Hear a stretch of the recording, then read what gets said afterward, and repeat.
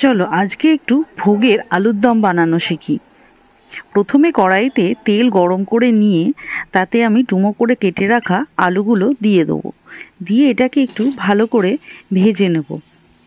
আজকে যেহেতু আমাদের বাড়িতে বিশ্বকর্মা পুজো হয়েছে, তাই এই উপলক্ষেই আমি এই আলুর দমটা আজকে বানাচ্ছি এবং তোমাদের সাথে ভিডিওটা শেয়ার করছি। একটু উপকরণে আসি। প্রথমেই এখানে আমি তেজপাতা, ছোট এলাচ আর দারচিনি নিয়েছি, আর একটু লঙ্কার গুঁড়ো নিয়েছি ফোড়নের জন্য, আর এখানে নিয়েছি আদা বাটা, আর ওদিকে আমি নিয়েছি মগজদানা বাটা। এবার আলুগুলো ভালো করে ভাজা হয়ে গেলে সেটাকে আমি একটা পাত্রে তুলে নেব। এবার ওই তেলেতেই আমি ওই শুকনো মশলাগুলো দিয়ে দেবো। দিয়ে একটু ভালো করে নাড়াচাড়া করে নিয়ে তাতে আমি আদা বাটাটা দিয়ে দেবো। আচ্ছা, বলা হয়নি, এই আদা বাটার সাথে আমি একটু কাঁচা লঙ্কাও বেটে নিয়েছিলাম।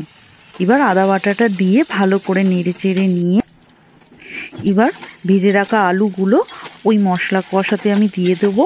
দিয়ে একটু ভালো করে এটা একটু নেড়ে চেড়ে কষিয়ে নেব। এবার এটাতে আমি একটু স্বাদ মতো নুন অ্যাড করব।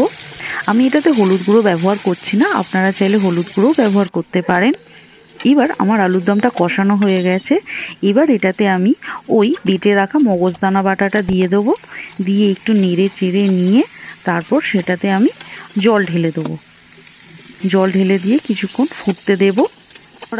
নামানোর আগে এটাতে একটু গরম মশলা দিয়ে আমি এটা সার্ভ করে দেবো। আমার আলুর দম রান্নাটি প্রস্তুত। খুব অল্প উপকরণে এটি বানিয়েছি। কেমন লাগলো অবশ্যই জানাবেন, আর লাইক, শেয়ার, কমেন্ট করতে একদম ভুলবেন না।